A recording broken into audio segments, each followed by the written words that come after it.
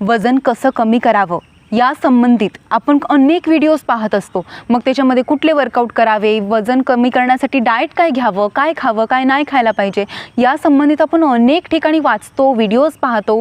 पण ते सगळ्याच गोष्टी आपल्याला जमतील असं नाही, ते सगळ्याच गोष्टी आपल्याला पचतील, रुचतील असं नाही।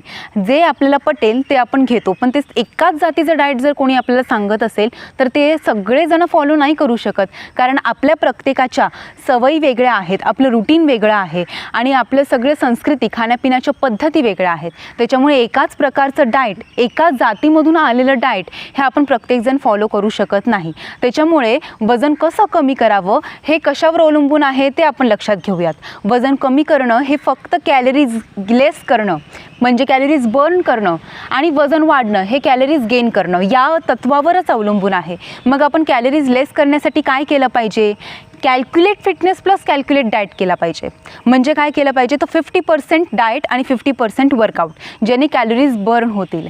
आता जर आपण पाहिलं शरीरामध्ये ज्या रचना आहेत त्या सगळ्या निसर्गाशी संबंधित आहेत। जसं आता सूर्योदय होतो, सूर्योदय झाल्यानंतर आपण नाश्ता करतो म्हणजे तेव्हा सगळे सात्विक गुण आपल्यामध्ये भरतात आणि नाश्ता केल्यानंतर त्याच्यातून मिळणारी जी एनर्जी आहे ती आपली दुपारी जेवणाच्या टायमिंगपर्यंत ती आपल्याला असते आणि मग आपण सूर्य जसा टॉपला जातो, वर जातो, तसं आपली एनर्जी लेवल आहे ती तशीच वाढत जाते आणि आपण दुपारी काही पौष्टिक पदार्थ खाऊन जेवण करू शकतो। पण नंतर मात्र जसं सूर्य मावळायला लागतो म्हणजे 5, 6, 7च्या दरम्यान, तेव्हा मात्र आपण जसं पक्षी घरट्यामध्ये जातात बघा, तसं आपण सुद्धा आवर्त घेतला पाहिजे।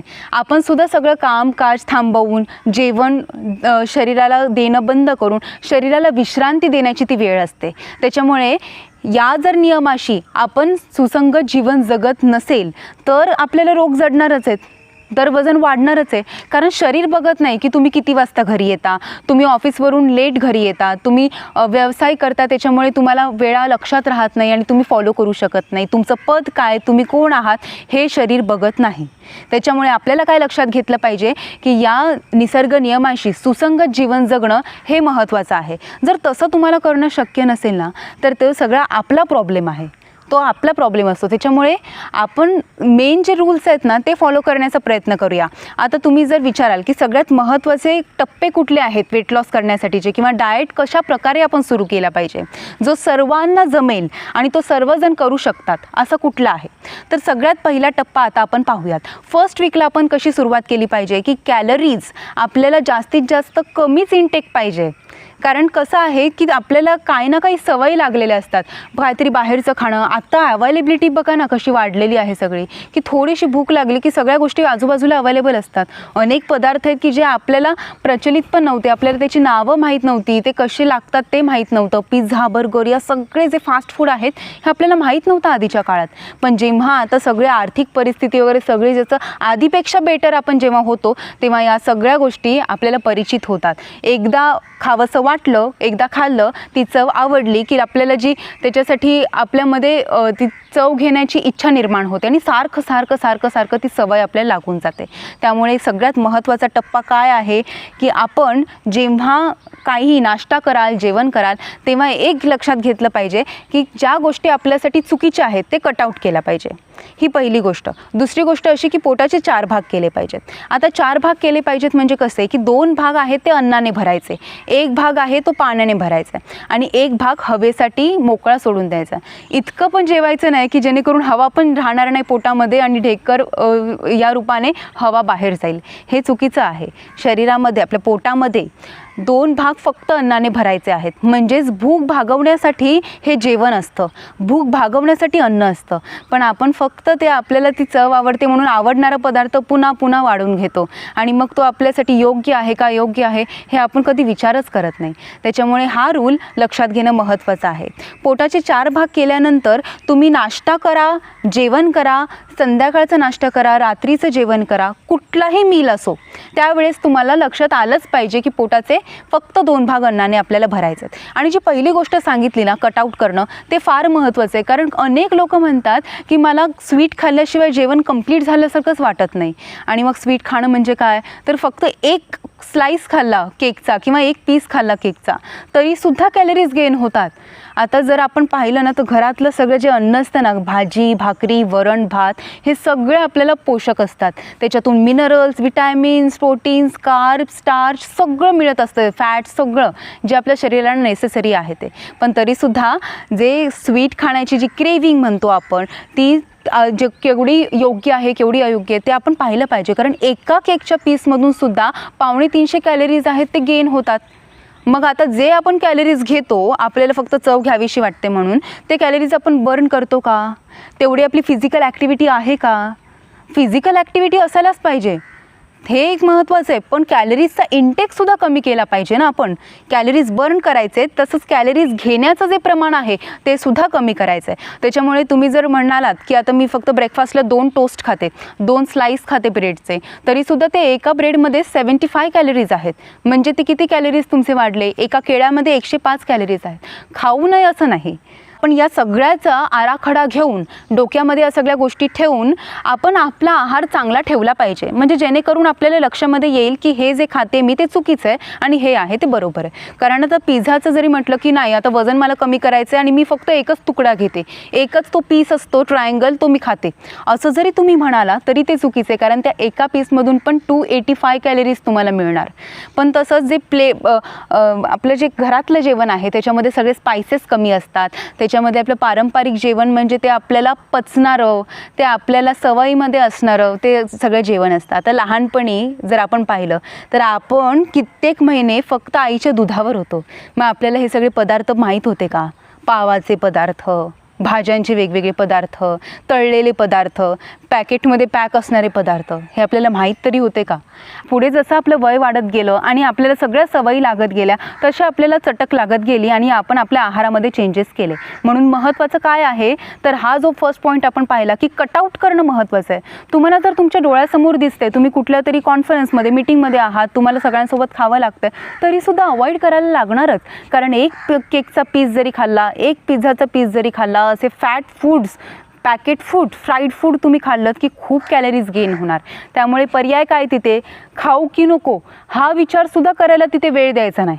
खाऊ की नको नाही, नाहीच मला नकोच असं करत जर तुम्ही गेलात ना तरच तुम्ही या सगळ्यातून वाचू शकता. कारण आता प्रलोभनं जास्त आहेत, डोळ्यांनी सगळं दिसतं. तुम्ही बाहेर पडलात की सगळे डोळ्यांनी किती काय काय दिसत असतं, सगळंच हवंसं वाटतं, खावंसं वाटतं, पण ते सगळं चुकीचं असतं. घरात किती चांगल्या गोष्टी अवेलेबल असतात, आपल्या परंपरेमध्ये किती चांगल्या गोष्टी आहेत, त्याच आपल्यासाठी योग्य आहेत.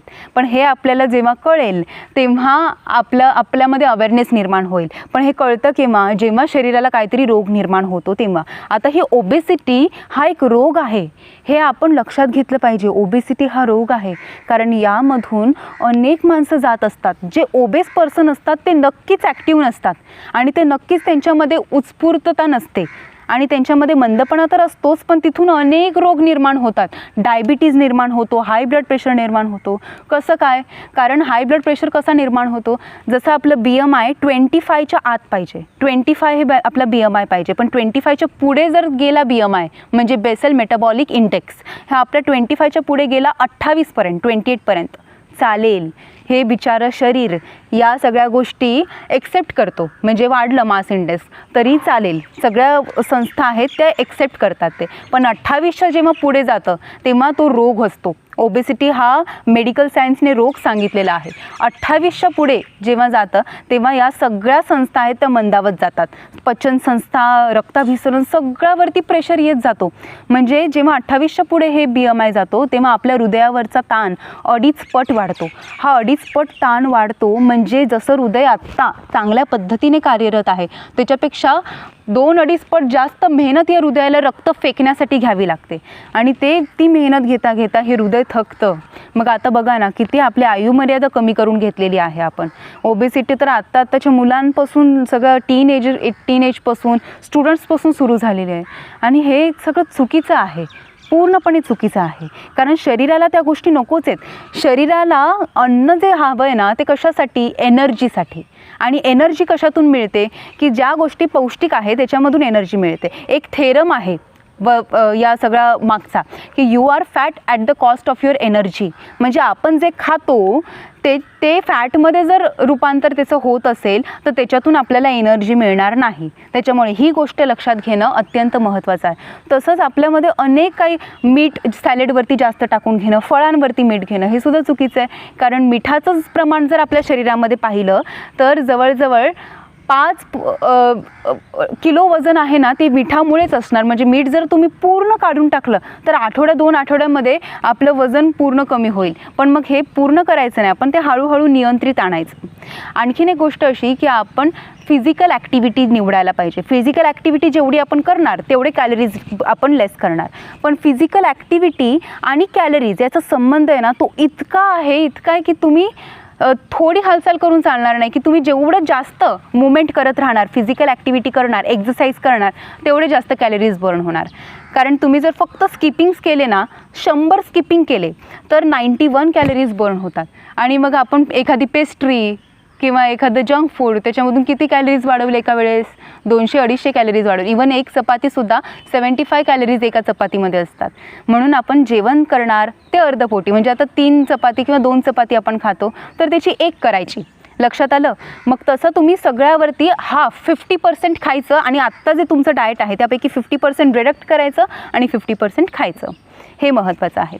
तसंच तुम्ही एक सूर्यनमस्कार जेव्हा घालता तेव्हा 12.90 कॅलरीज बर्न होत असतात. म्हणजे तुम्ही जर 24 सूर्यनमस्कार करताय तर 300 ते 400 कॅलरीज तुम्ही बर्न करू शकता. जर एखादा 80 किलोचा माणूस जर धावेल, 8 मिनिट धावेल, 1 किलोमीटर 8-10 मिनिटामध्ये कंप्लीट करेल तर त्याचे 118 कॅलरीज बर्न होतात. पण तोच जर व्यक्ती 70 किलोचा असेल तर त्याचे 100 कॅलरीज 8-10 मिनिटांमध्ये स्लो रनिंगमध्ये बर्न होणार. तो परत जर 60च्या आतमध्ये असेल तर त्याचे 80च्या आतमध्ये कॅलरीज बर्न होणार. म्हणजे हे वेटवरती अवलंबून आहे. तुमचं वेट जर जास्त आहे तर तुम्हाला एखादी मुवमेंट करण्यासाठी सुद्धा जास्त मेहनत घ्यावी लागते आणि ती मेहनत म्हणजे एनर्जी रेड्यूस करणं, म्हणजे काय तर कॅलरीज बर्न करणे. म्हणून जितके फिजिकल ॲक्टिव्हिटी ॲड ऑन कराल. कसे करायचे की आता जर तुम्ही 1 तास व्यायामासाठी काढताय तर त्याच्यामधून आपण वॉर्मअप पण असा करायचा की ज्याच्यामधून कॅलरीज बर्न होतील. म्हणजे स्पॉट जम्प्स, जागच्या जागेला धावणे, जागच्या जागेला उड्या मारणे आणि शफलिंगचे विविध प्रकार, किक्सचे विविध प्रकार हे आपण वॉर्मअपमध्ये निवडायचे. ॲनारोबिक वर्कआउट करायचे, म्हणजे जागच्या जागी सगळे स्किपिंग, कॅलस्थेनिक वर्कआउट करायचे. म्हणजे रनिंग, जॉगिंग, वेगवेगळे प्रकारचे वॉक, फ्रॉग वॉक हे सगळे प्रकार जेव्हा आपण ॲड ऑन करणार तेव्हा कॅलरीज लेस होत जाणार. दोरीच्या उड्या, आता दोरीच्या उड्या मगाशी पाहिलं आपण 100 केल्यानंतर फक्त 14 कॅलरीज. म्हणजे आपल्याला त्याचे सेट किती करायला पाहिजे, 100चे 3 सेट, 4 सेट, 5 सेट करायला पाहिजेत. म्हणजे ते 250-300च्या आसपास तो आपला वर्कआउट होणार. आणि तसं झालं तर आपण आपल्या वर्कआउटच्या शेड्यूलमधून 700 ते 1000 कॅलरीज आपण लेस करू शकतो. आपलं ओव्हरऑल कॅलरीज इनटेक कसा असायला पाहिजे की आता जर आपण वुमेन आहोत तर आपल्याला अंदाजे 2000 कॅलरीजची नीड असते. मेन्सना म्हणजे पुरुषांना 2500 कॅलरीजची नीड असते. पण तरीसुद्धा तुमचं फिजिकल ॲक्टिव्हिटी किती आहे त्यावर अवलंबून आहे. एखादा मजूर असेल जो सतत काम करत असतो, दिवसभर अंगमेहनत होत असते, तर त्यांना कॅलरीजचं इनटेक असणार तो 3000-3500 कॅलरीजची नीड असणार. पण एखादी अशी व्यक्ती आहे जी काम खूप वेळ करते पण बसून करते, म्हणजे 12 तास 10 तास एका जागेला बसून काम करते, तर तिला कॅलरीजची नीड नसणार. त्याच्यामुळे आपण कसं चेक केलं पाहिजे, आपल्या हातामध्ये मोबाईल आहे, आपण मोबाईलवरून सरळ BMI कॅल्क्युलेटर आपण बघू शकतो, इंटरनेटवरती सर्च करू शकतो. लगेच तुमची हाईट, तुमचं वजन, तुमचं वय, तुमची फिजिकल ॲक्टिव्हिटीचे प्रमाण हे सगळं कॅल्क्युलेट होऊन आपला BMI येतो. तो किती पाहिजे मी सांगितला, 25च्या आत पाहिजे. 28च्या पुढे असेल तर तो आपल्यासाठी रोगच, ओबेसिटी म्हणजे रोग. आणि 28 आणि 25च्या मध्ये असेल तर तुम्ही ओव्हरवेट आहात.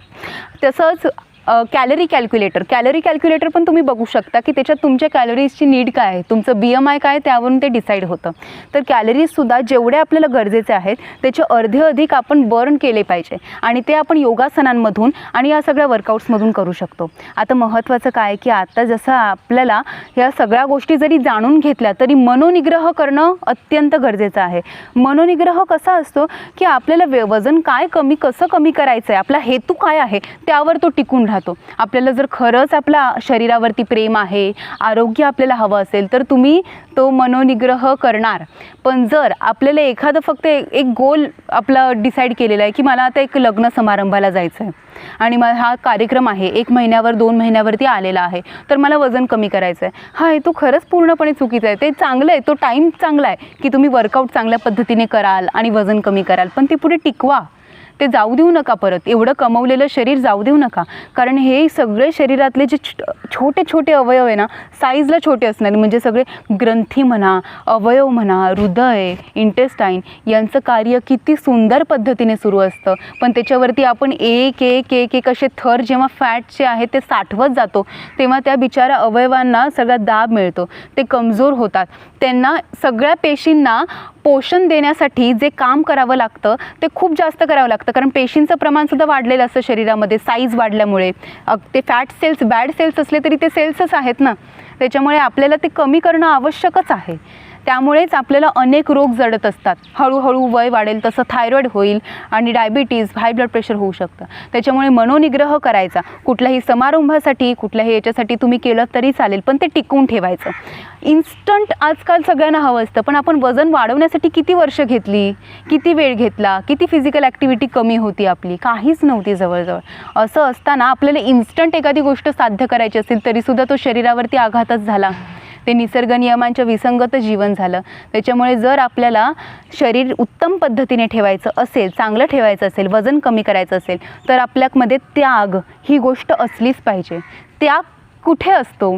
जिथे प्रेम असतं तिथे त्याग असतो. जर आपल्या जीवनावरती आपलं प्रेम असेल, जर आपल्या शरीरावरती आपलं प्रेम असेल तर तिथे त्याग आलाच. त्याच्यामुळे तुम्हाला थोडीशी त्यागवृत्ती ठेवायला पाहिजे. जे वाईट आहे ते कमी करायला पाहिजे. मग आता तुम्ही काय काय करणार आहात? तुम्ही पहिले तुम्हाला किती BMI तुमचं आहे ते चेक करायचं, किती कॅलरीज तुम्हाला आवश्यक आहे ते चेक करायचे. त्याच्यानंतर जसं आपण पहिला भाग पाहिला की सगळ्या वाईट गोष्टी कटआउट करून टाकायचं, विचार पण नाही करायचं की हे माझ्यासाठी योग्य आहे की अयोग्य आहे. जे वाईट आहे त्याच्याकडे पूर्ण पाठ फिरवा, तिथून त्या प्लेसवरूनच निघून जा, म्हणजे खावंसं वाटणार नाही अशा ठिकाणी तुम्ही जा. तसंच अजून पुढे काय करायचं आहे की कुठलंही असो मील, सकाळचा ब्रेकफास्ट, लंच, डिनर, स्नॅक्स काहीही असो, तुम्हाला अर्धपोटीच जेवायचं आहे. त्याने भूक पण चांगली लागते. भूक लागणं आहे ना ते आवश्यक आहे. जेव्हा आता बघा तुम्ही एखाद्या ट्रॅफिकमध्ये अडकलेला आहात, तुमचं संपूर्ण कुटुंब गाडीमध्ये अडकलेलं आहे, सगळ्यांना जबरदस्त भूक लागलेली आहे, पण ट्रॅफिकमुळे काय 1-1.5 तास घरी पोचताच येत नाही आहे. तेव्हा जेव्हा तुम्ही 1-1.5 तास 2 तास उशिरा घरी पोचाल आणि तेव्हा जी जठरग्नी प्रदीप्त झालेली असेल, जेव्हा भूक लागलेली असेल, तेव्हा सगळी मंडळी कशी जेवायला बसतील, कशी खातील? तर ती जेवढी भूक लागते ना तेवढं अन्न चांगल्या पद्धतीने पचतं. आयुर्वेदामध्ये हे सांगितलेलंच आहे की आपलं जे अन्नपचनाची क्रिया आहे ना ती महत्त्वाची आहे. अन्न पचण्यासाठी आपण अन्न घेतो, शरीराला पोषण मिळण्यासाठी आपण अन्न घेत असतो. त्याच्यामुळे शरीराला काय आवश्यक आहे ते फक्त तुमचं शरीर सांगणार. त्याच्यामुळे तुम्ही काय लक्षात घ्यायचं आहे की आपल्यासाठी ज्या गोष्टी वाईट आहेत त्या कटआउट करून टाकायच्यात. या पद्धतीने तुम्ही आहार 50% करायचा आणि 50% कॅल्क्युलेट फिटनेस, कॅल्क्युलेट डाएट असं जर तुम्ही केलं तर लवकरच भराभर वजन तुमचं कमी होईल आणि साधारण 1-1.5-2 महिन्यांमध्येच तुम्हाला रिझल्ट्स येतील. कायम ठेवा, सातत्याने ठेवा आणि आनंदाने हे करा. टेन्शन न घेता आनंदाने फिटनेस करा, आनंदाने डाएट करा आणि सगळ्यांना चांगलं आरोग्य लाभावं अशी प्रार्थना करा. धन्यवाद.